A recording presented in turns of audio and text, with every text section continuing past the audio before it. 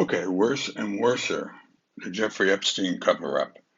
So prepare to be nauseous. Um, so let's start with our friend Israel and go back to his helpful timeline.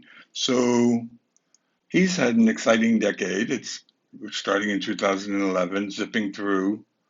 Um, so now he's approaching the launch, and it's 2019. And in 2020, he's going to have like some exciting stuff. But oh my, something happens first. And it's the New Yorker doing what the Boston Globe wouldn't do and covering the story in the media lab. And it's not pretty for MIT. So these two do um, a risk or they figure out their exposure, what evidence is out there that they can't lie their way out of. And there's one, well, there's lots and lots, and they lie their way out of all of it, but this is the biggest one. So in 2015, MIT's senior leadership at the start is on a retreat at the Endicott House, and the Alan Dershowitz story and the Jeffrey Epstein lawsuit explodes on front pages across the country. January 6th, Alan Dershowitz is on the front page of every newspaper in the country. And you can believe that MIT faculty at a retreat are going to read about a Harvard colleague. And this is what they're going to read in the New York Times.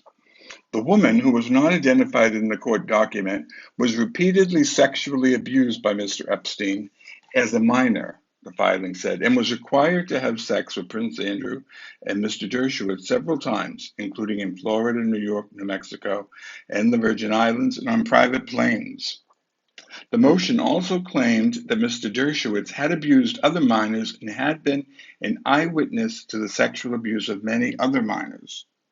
So at the start of 2015,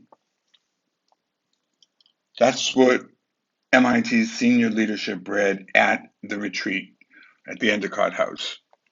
So on January 13th, our friend Israel sends Jai Ito at the Media Lab this email. Do you have time for a conversation about the gift discussion we had before the break?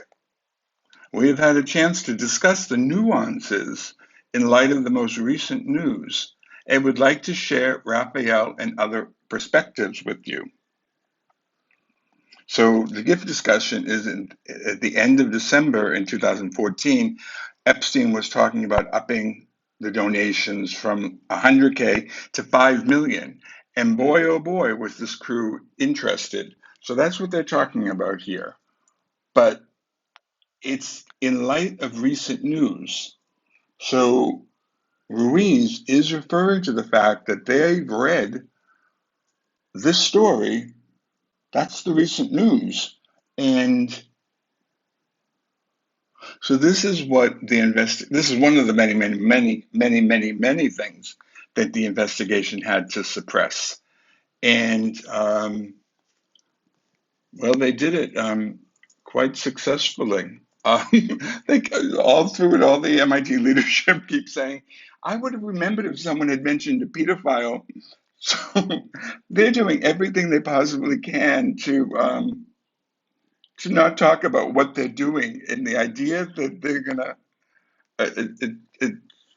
it's just beyond ridiculous. And all these people are allowed to say, "Geez, I don't remember. It could have happened. It might have been a discussion, but I honestly can't remember." I would have remembered if they were talking about a pedophile.